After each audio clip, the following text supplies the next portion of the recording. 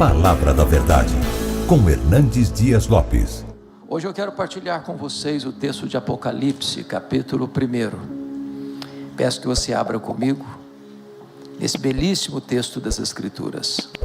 Apocalipse, capítulo 1. Faremos a leitura a partir do versículo 5, começando na parte B do verso, até o versículo 18. Esse texto diz assim, Apocalipse capítulo 5: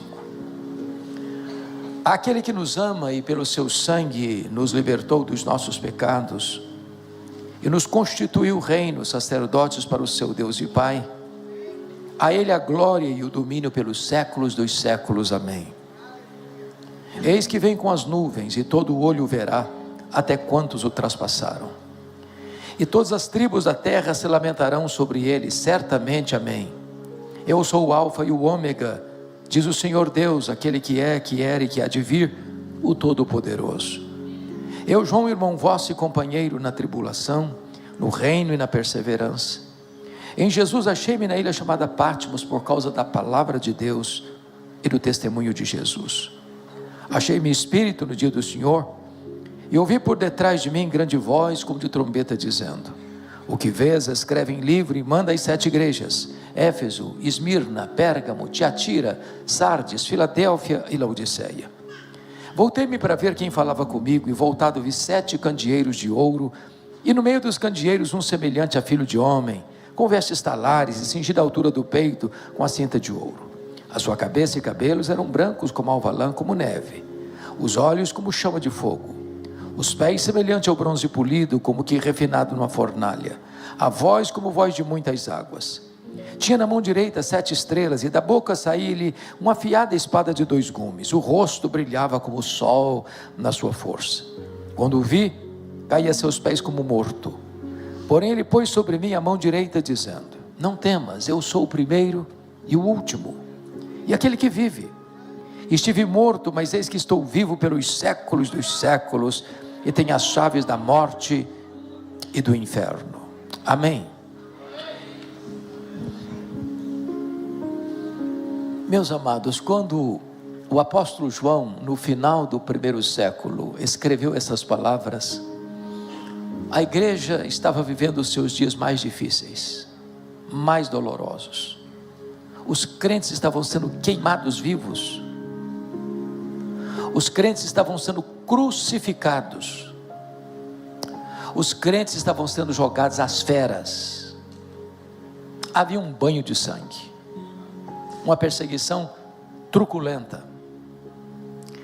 Na verdade, o 1º século do cristianismo foi marcado por muita dor. Isso porque a maioria dos imperadores romanos, naquele tempo, eram homens maus e violentos. Poderíamos fazer uma brevíssima retrospectiva para entender isso. Poderíamos começar com César Augusto, que governou do ano 27 a.C. ao ano 14 depois de Cristo. Foi no governo dele que Jesus nasceu em Belém da Judéia, como o nosso glorioso Redentor. César Augusto foi sucedido por Tibério César, que governou de 14 a 37 da era cristã. Foi no governo dele que Jesus foi preso, julgado, condenado, crucificado, sepultado, mas ressurgiu dentre os mortos, voltou aos céus, derramou o Espírito Santo sobre a igreja e está à destra da majestade. Tibério César foi sucedido por um dos homens mais cruéis da história, Calígula, que governou de 37 a 41, um homem perverso, um homem sanguinário. Calígula foi sucedido por Cláudio, que governou de 41 a 54. Foi no governo do imperador Cláudio que houve uma grande fome no mundo, e os judeus foram expulsos de Roma, oportunizando ao apóstolo Paulo a fazer uma grande coleta entre as igrejas gentílicas da Galácia, da Macedônia, da Acaia e da Ásia Menor, para socorrer os pobres da Judéia. Cláudio foi sucedido por Nero, que governou de 54 a 68, talvez o mais perverso de todos os imperadores. Foi no governo dele que Roma foi criminosamente incendiada. Foi no governo dele que o apóstolo Paulo e o apóstolo Pedro foram martirizados.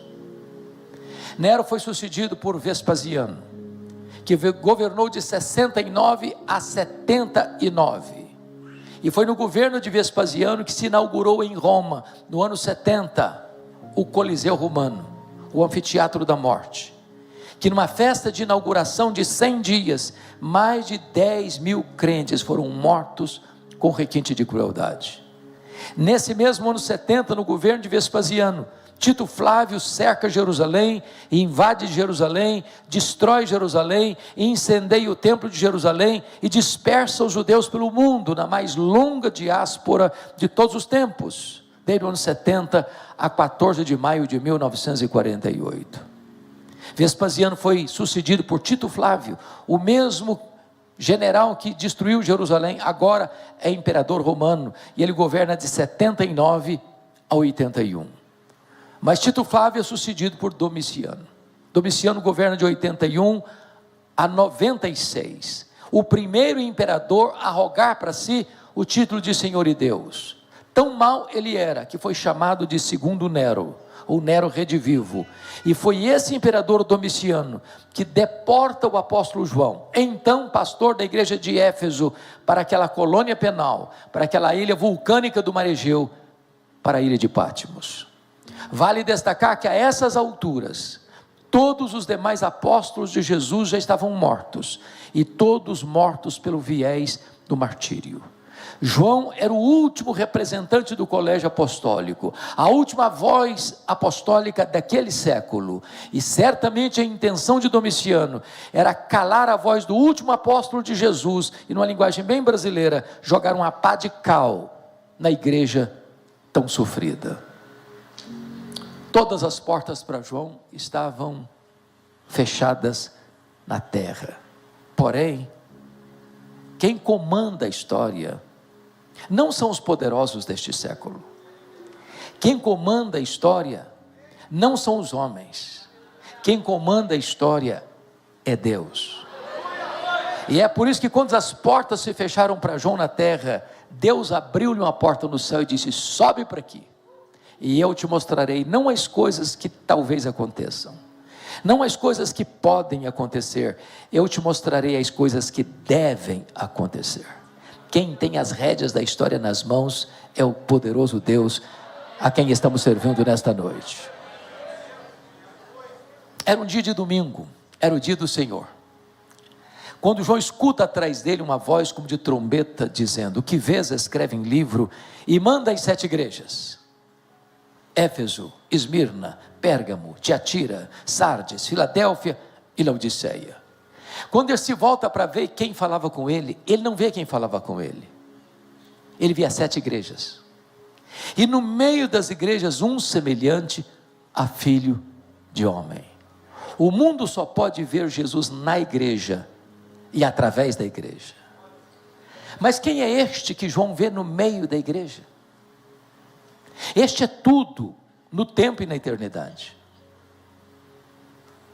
Este é tudo na igreja e no mundo. Este é tudo na terra e no céu.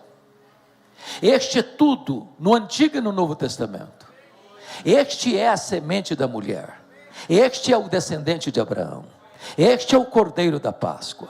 Este é a coluna de nuvem e a coluna de fogo. Este é o maná que caiu do céu e a água que brotou da rocha. Este é simbolizado pelo tabernáculo. Este é simbolizado pela arca da aliança. Este é simbolizado pelo templo. Este é simbolizado pelo sábado. Este é simbolizado pelas festas. Este é simbolizado pelos sacrifícios. Este é o maravilhoso conselheiro, o Deus forte, o Pai da eternidade, o príncipe da paz. Este é o sol da justiça. Este é a brilhante estrela da manhã. Este é o verbo que se fez carne. Este é o Cordeiro que tira o pecado do mundo. Este é o Cordeiro que foi morto, mas está vivo pelos séculos dos séculos. Este é o Alfa, este é o Ômega, este é o princípio, este é o fim, este é o Rei dos reis, este é o Senhor dos senhores.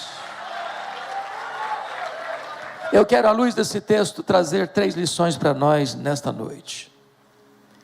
Primeiramente, nós veremos as glórias da pessoa de Jesus. Em segundo lugar, nós veremos as glórias da obra de Jesus por nós. E em terceiro lugar, nós veremos quais são as implicações destas duas verdades anteriores: quem é Jesus e o que ele fez. Então vamos ao primeiro ponto, as glórias benditas do nosso glorioso Redentor. E eu remeto aos irmãos em primeiro lugar ao verso de número 13. Está escrito: e vi no meio dos candeeiros um semelhante a filho de homem. E a primeira verdade que eu destaco, que ele é onipresente. Por quê? Porque ele está ao mesmo tempo em Éfeso, ao mesmo tempo em Esmirna, ao mesmo tempo em Pérgamo, ao mesmo tempo em Sardes, ao mesmo tempo em Filadélfia, ao mesmo tempo em Laodiceia, ao mesmo tempo no templo da Igreja Ministério e Família de Goiânia. Ele está aqui nesta noite, ele está entre nós, e é porque ele está entre nós que nós estamos aqui. Porque se ele não estivesse aqui, esse encontro, por mais belo, não passaria de um mero encontro religioso. Ele está presente, e ele está presente para nos sondar, para nos corrigir, para nos exortar, para nos disciplinar, para nos consolar, para fazer-nos promessas. Os estudiosos dizem que o nosso universo tem mais de 93 bilhões de anos-luz de diâmetro. O que significa isso? Significa que se nós pudéssemos voar à velocidade da luz, 300 mil quilômetros por segundo, nessa velocidade nós demoraríamos mais de 93 bilhões de anos para ir de uma extremidade à outra do universo. E eu tenho que concordar com o primeiro-ministro da Holanda, Abraham Kuyper, quando disse o seguinte: não há 1 centímetro desse universo onde Jesus, o nosso glorioso Redentor, não possa dizer: eu criei isso aqui, eu estou aqui, eu sou dono disso aqui. Este é o Jesus que esta igreja adora, é o Jesus que está em toda parte, porque ele é onipresente. A segunda verdade está aí no versículo 14, notem comigo: a sua cabeça e cabelos eram brancos como alva lã, como neve. O que é que essa imagem representa? Representa que ele é eterno, ou seja, ele pré-existe ao tempo, ele pré-existe à criação, ele pré-existe ao princípio, ele existe eternamente como Deus, antes que o mundo fosse criado. Ele não precisou criar para ser Deus, ele já era plenamente Deus. Ele não precisou criar o homem para ter relacionamento, porque já era plenamente completo e feliz na relação intratrinitariana antes que houvesse o mundo.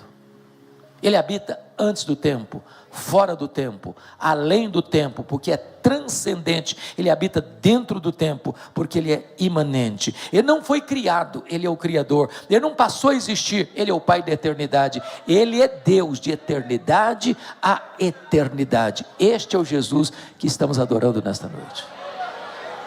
Terceiro lugar, veja comigo o verso 14 ainda, quando diz que os olhos são como chama de fogo. E o que é que essa figura representa? Significa que ele é onisciente. Ele tudo sabe, ele tudo vê, ele a todos sonda. Ele conhece o que já foi revelado, ele conhece ainda o que está oculto, ele conhece o que a ciência já descobriu, ele conhece o que a ciência está por descobrir, e ele conhece o que a ciência talvez jamais descobrirá. Não há nada que escape ao seu conhecimento. Ele é o detentor de todo o saber. É por esta causa que, na medida que ele caminha entre as igrejas, há um estribilho que se repete em todas as cartas: eu conheço, eu conheço, eu conheço, eu conheço, eu conheço, eu conheço, eu conheço. Eu conheço as tuas obras, eu conheço a tua tribulação, eu conheço a tua pobreza, eu conheço o lugar onde tu habitas. Ele conhece o seu nome, ele conhece o seu endereço, ele conhece o seu passado, ele conhece o seu presente, ele conhece o seu futuro, ele conhece as suas dores, ele conhece as suas angústias, ele conhece os seus sonhos, ele conhece os seus pecados, ele conhece as suas mazelas, ele conhece todas as suas frustrações, ele conhece você você por dentro, Ele conhece você por fora, e apesar disso, Ele ama você. E ama você com amor eterno. Entendamos isso. Quando nós afirmamos assim, eu amo você para alguém, nós falamos isso porque nós não conhecemos exatamente tudo o que essa pessoa é. Se as pessoas pudessem ler até nossos pensamentos, talvez fugiriam de nós escandalizadas. Mas Jesus conhece todos os nossos pensamentos. Ele conhece as nossas palavras antes que elas cheguem à nossa boca. Ele nos conhece mais do que nós nos conhecemos. E apesar de nos conhecer assim, Ele nos ama com amor eterno. Este é o Jesus que nós estamos adorando nesta noite. Mas ainda, veja você, versículo 15.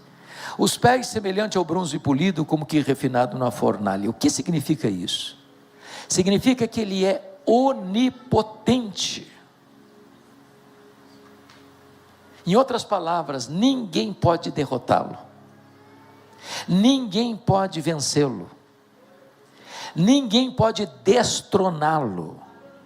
Ninguém pode deslustrar a sua glória. Ele não sabe o que é derrota. Ele não conhece fracasso. Ele é o todo-poderoso Deus. Não há páreo para Ele. Ninguém pode intimidá-lo. Ninguém pode acuá-lo.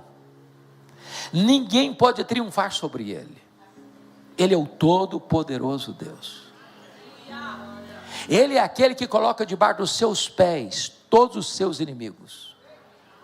Ele é aquele que vai lançar no lago do fogo o anticristo, o falso profeta, o diabo, a morte, o inferno e todos aqueles cujos nomes não estão escritos no livro da vida.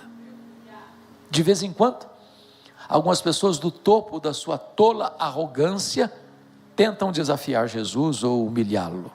Por exemplo, mais recentemente, o patrono dos agnósticos da Inglaterra, Richard Dawkins, escreveu um livro blasfemo, ruidoso, com o título Deus, um delírio. E alguns críticos assodados afirmaram, agora desbancou a Bíblia. Agora ninguém vai acreditar mais nesse livro de capa preta. Agora Jesus perdeu a autoridade. E eu pergunto a vocês, onde está o livro Deus, um delírio? Nem na promoção ninguém compra mais. E a Bíblia continua sendo traduzida e impressa aos milhões e distribuída para o mundo inteiro, e Jesus continua no trono. O carnaval brasileiro de 2025, acho que alguns de vocês notaram isso, em grande parte do Brasil as escolas de samba fizeram apologia ao diabo. Não é tentativa de humilhar Jesus ou de escarnecer de Jesus. Há alguns anos lá em São Paulo, no carnaval, encenaram o diabo arrastando Jesus pelos cabelos rua fora, pensando com isso que estariam humilhando Jesus. E sabe qual é a cena que eu vejo quando contemplo uma cena dessa? É o Salmo 2. É Jesus lá de cima olhando a tolice humana e rindo. E rindo. Sabe por quê? É Ele, Jesus, quem dá a vida e quem tira a vida. É Ele, Jesus, quem exalta e quem humilha. É Ele, Jesus, quem põe no trono e quem tira do trono. É Ele, Jesus, que é o soberano Senhor da história e das nações. É Ele, Jesus, quem tem o controle de todas as coisas e vai colocar todos os seus inimigos debaixo dos seus pés. Este é Jesus. Mas ainda, notem comigo, por gentileza, que o verso 15 ainda diz: a voz é como voz de muitas águas. E o que significa isso? Significa que a sua palavra é poderosa e irresistível. Na linguagem do Salmo que retrata isso, o Salmo 29, a sua palavra é poderosa, ela faz tremer o deserto, ela despede chamas de fogo, ela despedaça os cedros do Líbano, ela faz dar cria as corças. Pelo poder da sua palavra, ele chamou à existência as coisas que não existiam, e sem matéria pré-existente, ele criou o universo.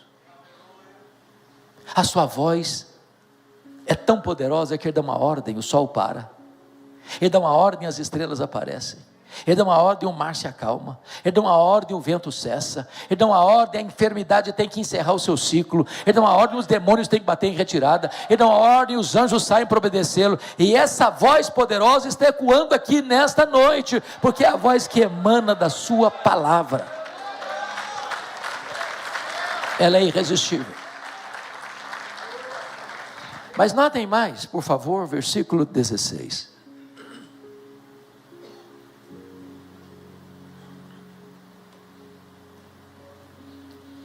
Está escrito que saía da sua boca uma afiada espada de 2 gumes.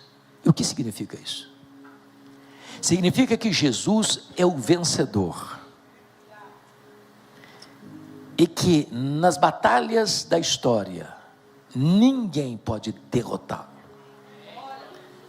Quando você vai para as escrituras, alguns estudiosos imaginam que na cena do chamado Armagedon, que é uma região da Galileia, onde você avista do Monte do Precipício em Nazaré, que é a região mais bonita do ponto de vista da geografia ou da agricultura de Israel, que lá vai ter poderosas nações, com tanques de guerra, com armas pesadas, numa grande conflagração mundial. Mas quando você vai examinar mais detidamente, a única arma que vai ser acionada é a espada que sai da boca de Jesus, porque a Bíblia diz que ele vai matar o anticristo com o sopro da sua boca, com a manifestação da sua vinda. Não precisará ele da ajuda das armas humanas, por mais potentes que elas sejam. Ele, na manifestação da sua vinda, vai colocar todos os seus inimigos debaixo dos seus pés, e ele vai julgar as nações, ele vai julgar os próprios anjos, e ele vai colocar no lago do fogo o anticristo, o falso profeta, o diabo, a morte, o inferno, e todos aqueles que resistiram à sua graça, cujos nomes não estão escritos no livro da vida. Ele é o vencedor, e nós estamos nele, e é por isso que nós já somos mais do que vencedores em Cristo Jesus, nosso Senhor. Mas vejam vocês, por gentileza, que está escrito no verso 16, que o seu rosto brilhava como o sol na sua força. Ele é o Cristo glorioso. O Cristo que João está vendo aqui não é mais aquele Cristo angustiado até a morte, chorando, sangrando no Getsêmani. O Cristo que João está vendo aqui não é aquele Cristo cuspido e esbordoado do sinédrio judaico. O Cristo que João está vendo aqui não é mais aquele Cristo espancado e vilipendiado do pretório romano. O Cristo que João está vendo aqui não é aquele Cristo que caminha exangue pelas ruas apinhadas de Jerusalém, sob os apupos e vaias de uma multidão ensandecida. O Cristo que João está vendo aqui não é mais aquele Cristo que está pregado naquele leito vertical da morte, suspensa entre a terra e os céus. O Cristo que João está vendo aqui é o Cristo glorioso. Seu cabelo é branco como a neve, seus olhos são como chama de fogo, seus pés são como bronze polido, as suas mãos sustentam a igreja, a sua voz é como voz de muitas águas, e o seu rosto brilha como o sol na sua força. Este é o Cristo glorioso que está aqui nesta noite, entre nós, a quem adoramos. Mas notem, que o verso 17 diz que quando João o vê, ele diz: quando eu vi, eu caí a seus pés como morto. E aqui merece uma reflexão, porque ninguém pode ver o Cristo glorioso sem ser profundamente impactado. Impossível. João era o mais próximo discípulo de Jesus. Quando o Senhor se revela a Jó, despejando sobre a sua grandeza, ele diz: ah, Senhor, eu te conhecia só de ouvir, mas agora os meus olhos te veem, e eu me abomino no pó e na cinza. Quando o profeta Isaías tem uma contemplação da sua glória, diz: ai de mim, eu estou perdido, porque eu sou um homem de lábios impuros, eu habito no meio de um povo de impuros lábios.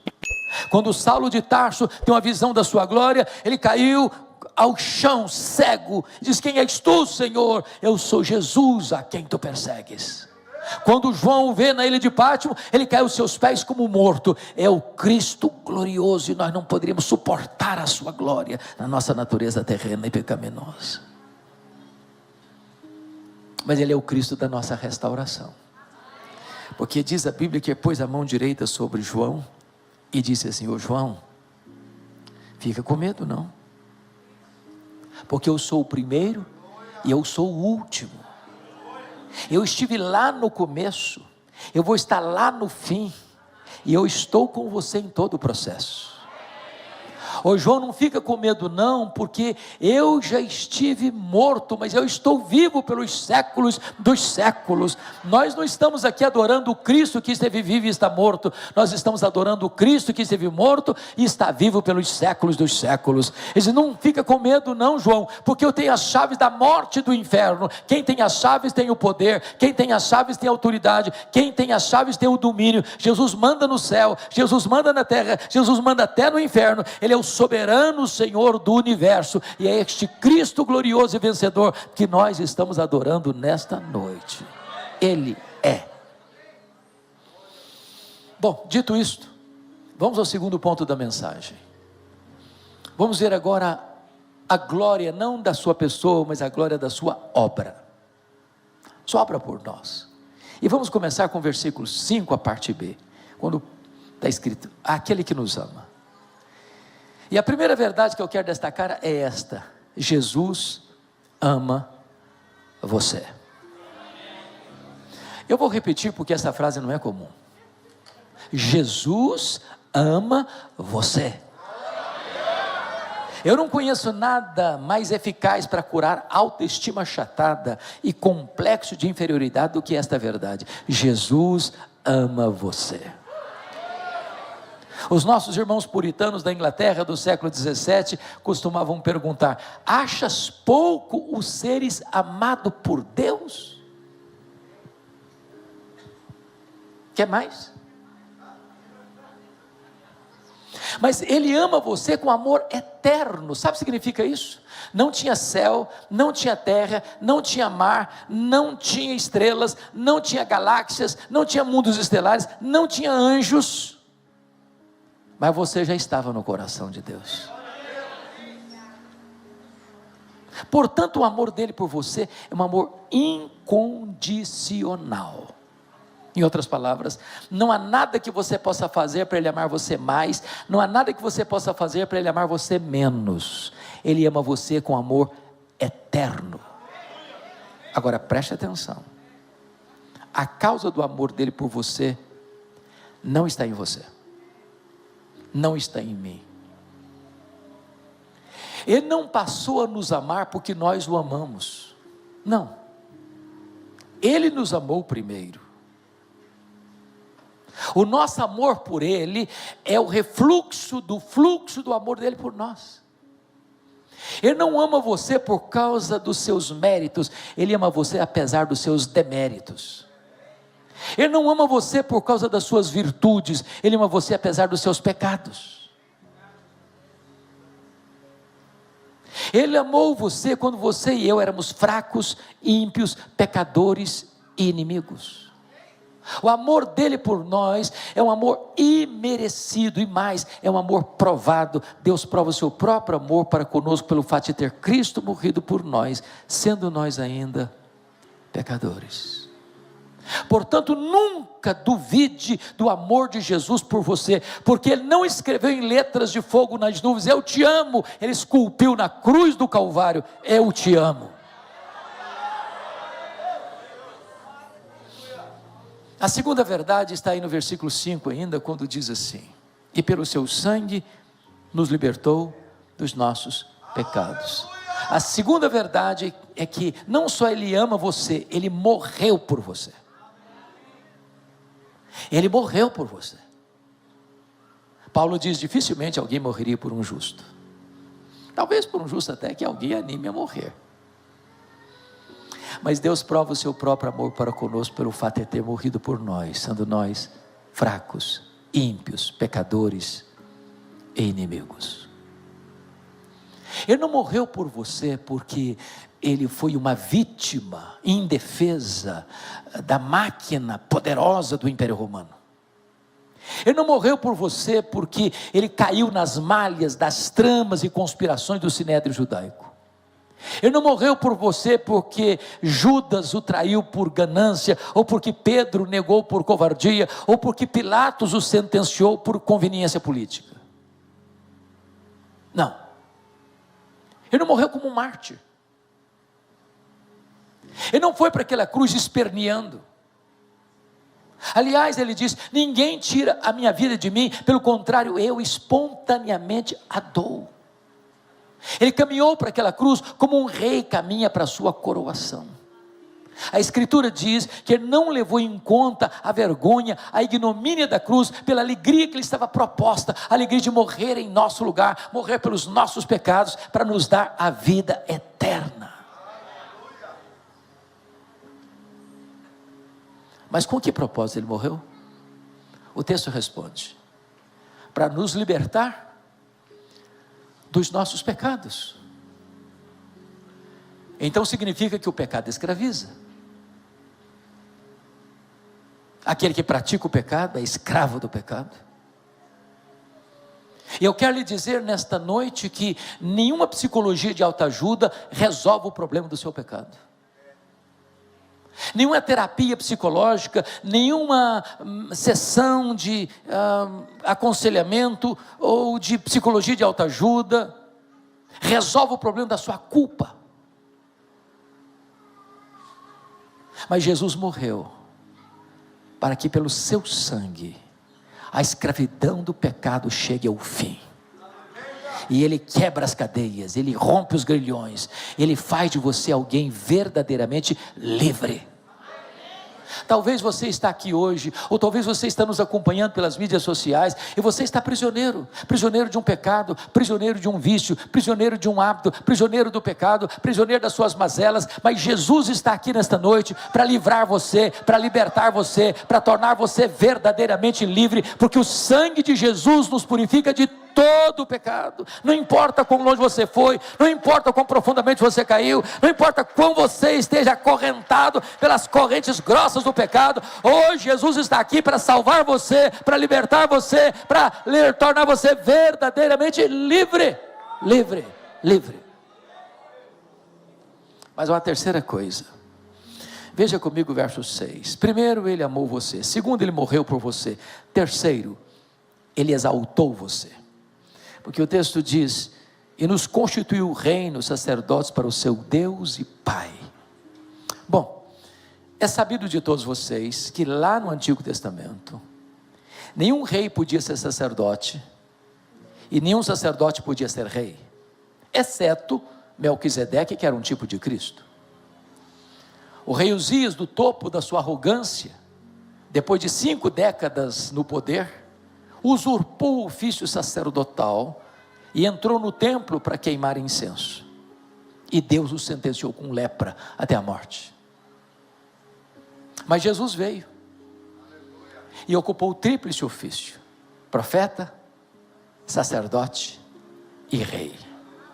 E agora você que crê em Jesus é constituído por Jesus sacerdote e rei. Corre em suas veias mais do que sangue azul, corre em suas veias mais do que sangue azul. Você é filho do Rei dos Reis e do Senhor dos Senhores. O véu do templo foi rasgado de alto a baixo, e agora você não precisa de que alguém represente você diante de Deus, você não precisa de um guru espiritual.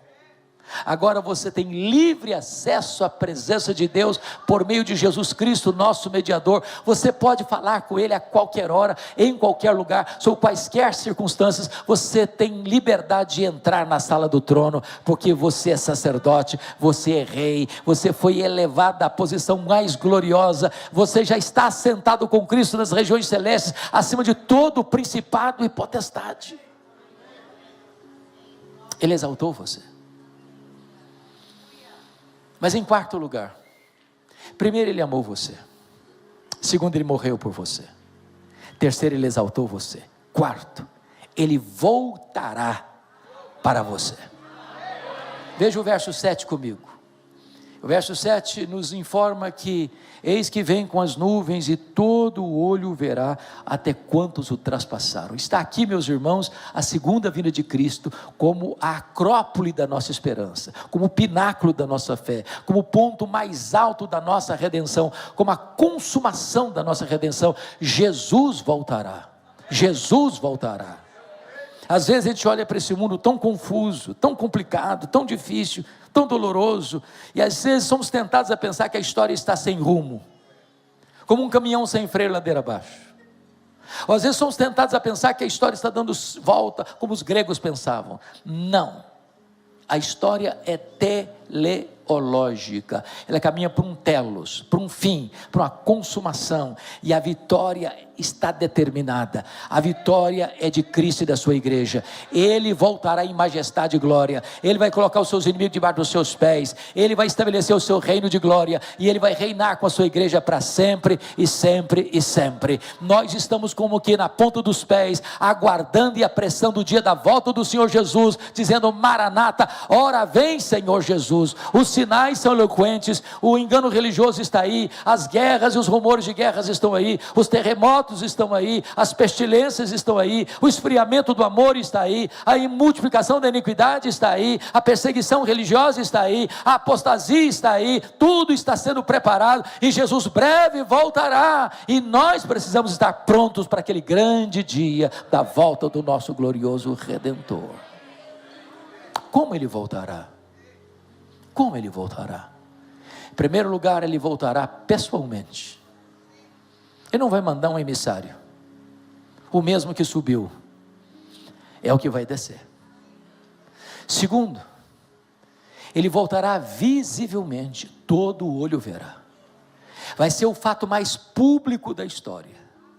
Nenhuma montanha tão alta, nenhum vale tão profundo, nenhuma caverna tão escura poderá esconder alguém da manifestação visível da volta do Senhor Jesus. Terceiro, ele voltará audivelmente. Ouvida a voz do arcanjo, ressoada a trombeta de Deus, ele descerá dos céus. Se vai ser o fato mais público da história, há de ser também o fato mais sonoro da história. Quarto, ele voltará, diz a Escritura, repentinamente. Vai ser como um relâmpago, risca os céus do oriente e do ocidente. Vai ser como abrir e fechar de olhos, num ato de tempo, ele volta.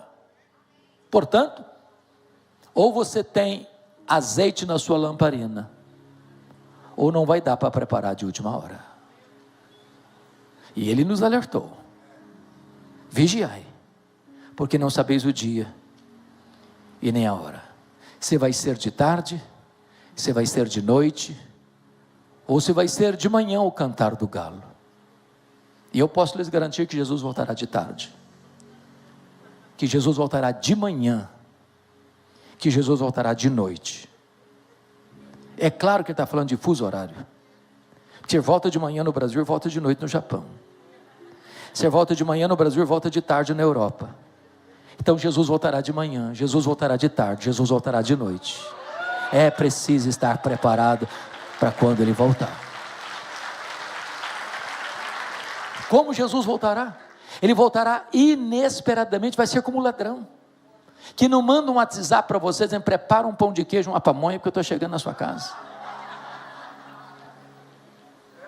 Jesus ilustrou isso no sermão profético, dizendo: vai ser como nos dias de Noé, onde as pessoas compravam, vendiam, casavam e davam-se em casamento, até que chegou o dilúvio e pegou a todos de surpresa. E eu fico pensando, pastor Luiz, o que Jesus quis dizer com isso? Comprar, vender, casar, em dar-se em casamento? Porque eu pergunto a vocês, tem algum pecado nisso? Comprar, vender, casar e dar-se em casamento? Então o que Jesus quis destacar? O que ele quis destacar é que quando ele voltar, o mundo vai estar funcionando, a roda vai estar girando, o comércio vai estar aberto, as indústrias vão estar funcionando, as escolas vão estar funcionando, os jovens vão estar marcando casamento, outros vão estar marcando descasamento. As pessoas estão aí, no mesmo movimento do dia a dia, a azáfama, a correria, os carros, os aviões, E é nessa movimentação do mundo é que ele volta. Agora preste atenção, Jesus pegará de surpresa não os filhos da luz,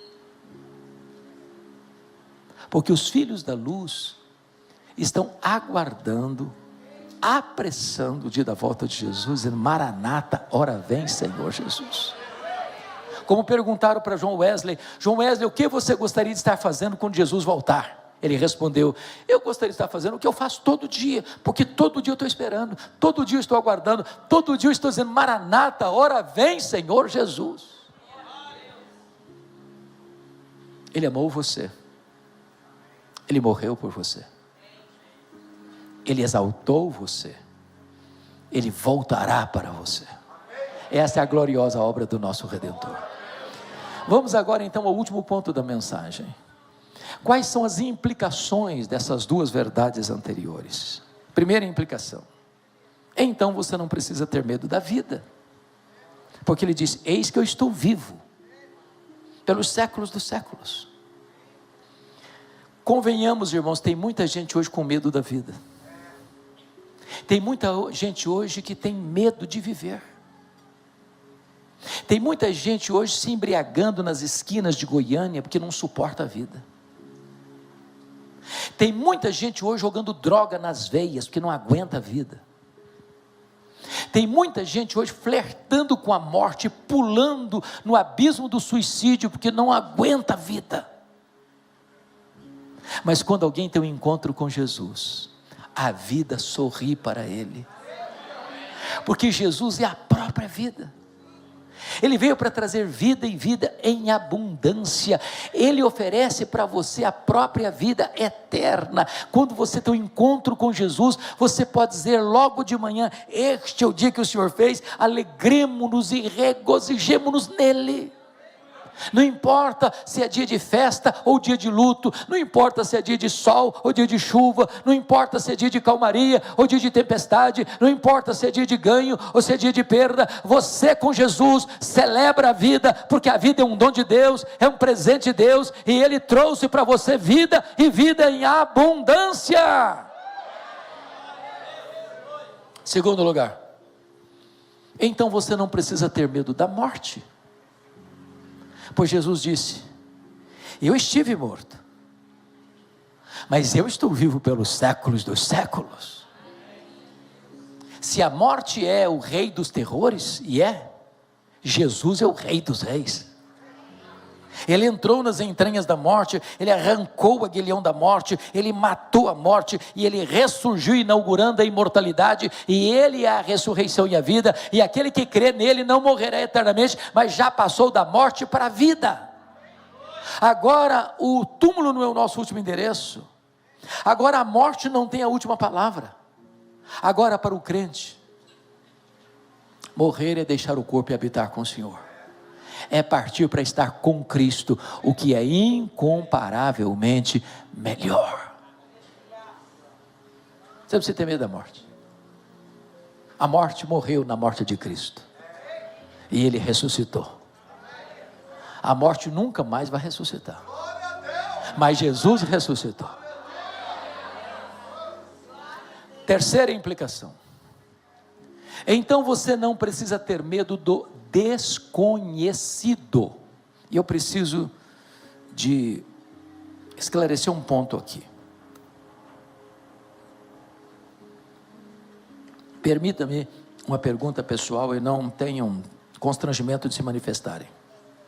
Quem nesse auditório tem a convicção de que já nasceu de novo, já foi regenerado pelo Espírito Santo, já foi selado com o Espírito Santo a promessa, já foi batizado pelo Espírito no corpo de Cristo, já tem seu nome escrito no livro da vida, e é cidadão do céu? Quem já teve essa experiência, levanta a mão. Graças a Deus. Agora, isso não tira de nós a nossa humanidade e limitação. Por exemplo, eu não sei o que vai me acontecer daqui a 10 minutos, nem você.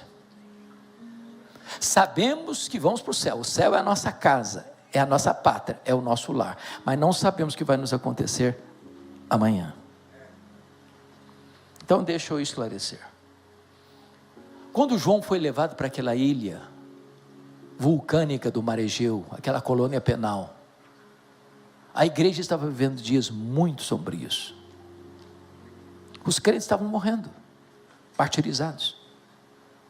João já estava com quase 100 anos de idade.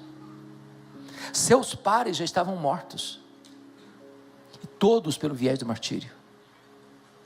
Parecia o fim. Ninguém podia olhar para aquele cenário e dizer, não vai melhorar. Os imperadores tinham todo o comando, todo o poder nas mãos. E eles massacravam os crentes.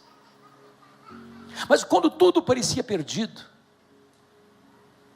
diz a Bíblia que João escuta uma voz lá de cima e diz, sobe para aqui. E quando ele sobe, ele vê um trono. E ele vê alguém assentado no trono. E ele não ousa descrever quem está sentado no trono, senão comparar com pedras preciosas. E ele vê na mão daquele que está sentado no trono um livro, de todo escrito por dentro e por fora, de todo selado com 7 selos. E uma voz ecoa então, quem é digno de abrir o livro e desatar os seus selos? E ninguém foi encontrado digno, nem no céu, nem na terra, nem debaixo da terra, sequer de abrir o livro, nem mesmo de olhar para ele. E João chorava muito, porque ninguém foi encontrado digno, até que um ancião se volta e diz, não chore, João, eis que o leão da tribo de Judá, a raiz de Davi, venceu para abrir o livro e desatar os seus selos. E então o leão da tribo de Judá, a raiz de Davi, o alfa e o ômega, o princípio e o fim, o rei dos reis, o senhor dos senhores, pega o livro e desata os seus selos. E as trombetas tocam. E o quarteto do mal se levanta, o diabo, o anticristo, o falso profeta, a grande Babilônia, as taças da ira de Deus são derramadas, o quarteto do mal entra em colapso, e a próxima cena que você vê, é Jesus o rei dos reis, o senhor dos senhores, vindo com grande majestade e glória, para sentar no trono, e julgar as nações, e reinar com a sua igreja, para sempre, e sempre, e sempre, e sempre. O desconhecido para nós está nas mãos de Jesus. Eu não enxergo na curva, eu não enxergo no escuro, mas Jesus enxerga na curva e no escuro. Não importa o que vai acontecer daqui a 10 minutos, daqui a 1 hora, daqui a 1 semana, daqui a 1 mês, daqui a 1 ano, daqui a 1 década, daqui a 1 século, Jesus vai estar com você e comigo em todas as fases da nossa vida. Finalmente, eu não preciso ter medo da vida, eu não preciso ter medo da morte, eu não preciso ter medo do desconhecido. Em último lugar, eu não preciso ter medo da eternidade, pois ele disse, eis que eu estou vivo pelos séculos dos séculos. Quando os milênios rolarem nas dobras do futuro, Jesus estará lá, e lá nós estaremos com ele, com um corpo de glória, imortal, incorruptível, glorioso, poderoso, espiritual, celestial, semelhante ao corpo da sua glória. Não vai ter choro, não vai ter lágrima, não vai ter dor, não vai ter luto, e nós estaremos para sempre com ele, reinando com ele, contemplando a face dele, usufruindo da presença dele, conhecendo a ele, desfrutando da glória dele, sem pesar, sem tristeza, sem pecado, sem mácula, desfrutando daquilo que ele foi preparar para nós, e nós viveremos, e nós celebraremos, e nós desfrutaremos, e nós reinaremos com ele por toda a eternidade. Quando esta igreja celebra o seu 9º aniversário, é preciso recordar que ela está edificada sobre Jesus. Jesus é o dono da igreja, é o edificador da igreja, é o protetor da igreja, é a recompensa da igreja, é o deleite da igreja, é a mensagem da igreja, e que esta igreja continue vivendo esta verdade e anunciando esta verdade até que Jesus volte. Que ele nos abençoe. Amém.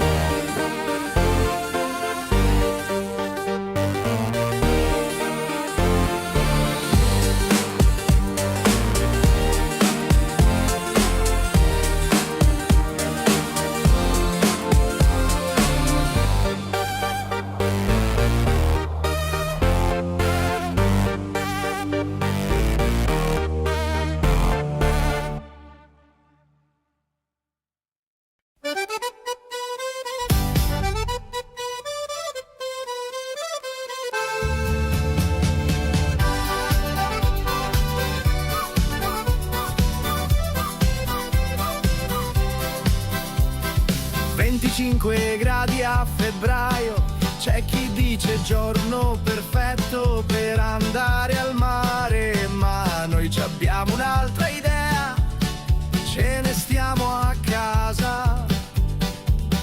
Alle 8:15 parte la spedizione, da San Vito dei Normanni direzione San Michele. Un uomo con la coppola grida è tutto chiuso, oggi non si lavora. Che confusione, siamo in 20. Che confusione, voglio la parmigiana. Dove il vino? Che confusione, a chi tocca apparecchiare.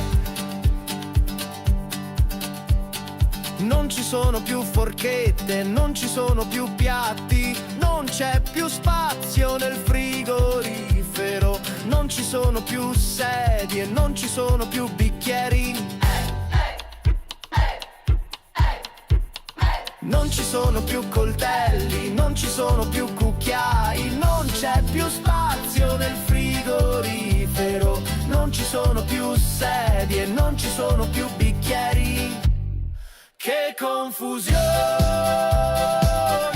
siamo in 20. Che confusione, voglio la parmigiana. Dove il vino? Che confusione, a chi tocca apparecchiare.